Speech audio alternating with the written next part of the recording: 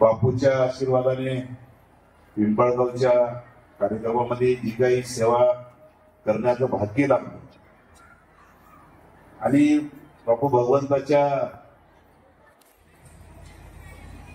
सेवेमध्ये भगवंताच्या ते आपल्या त्याच्यामध्ये जर आपण राहिलो सानिध्यामध्ये तर मला एक त्याचा फार मोठा अनुभव आलेला. कारण सगळ्यालाच माहित आहे माझ्या मुलीच्या लग्नामध्ये इकडं 2 किलोमीटर पाणी पडतं, इकडं 2 किलोमीटर पाणी पडते, पण लग्नाच्या ठिकाणी पाणी पडत नाही. हे मी माझा स्वतःचा अनुभव त्या ठिकाणी मला ईश्वराचं त्या ठिकाणी आशीर्वाद त्या ठिकाणी प्राप्त झाला. हेच त्याचं दिलेलं ईश्वराचं आपल्याला आशीर्वाद आहे. पण या निमित्ताने एवढंच सांगू इच्छितो प्रत्येकाने भगवंताच्या आचरणामध्ये राहिलं पाहिजे.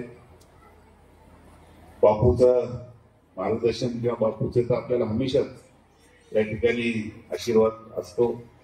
या निमित्ताने एवढंच सांगू इच्छितो. परत एकदा श्रावण महिन्याचा आज माझ्यामध्ये शेवटचा दिवस महिन्याचा या श्रावणाच्या सर्वांना माझ्या माता भगिनींना मनापासून शुभेच्छा देतो.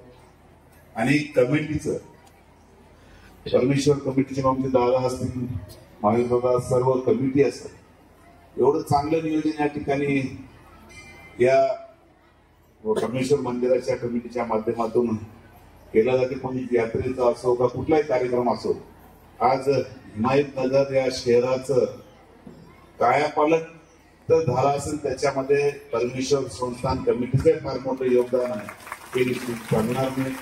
म्हणून या निमित्ताने त्यांचे खूप खूप मनापासून अभिनंदन करतो.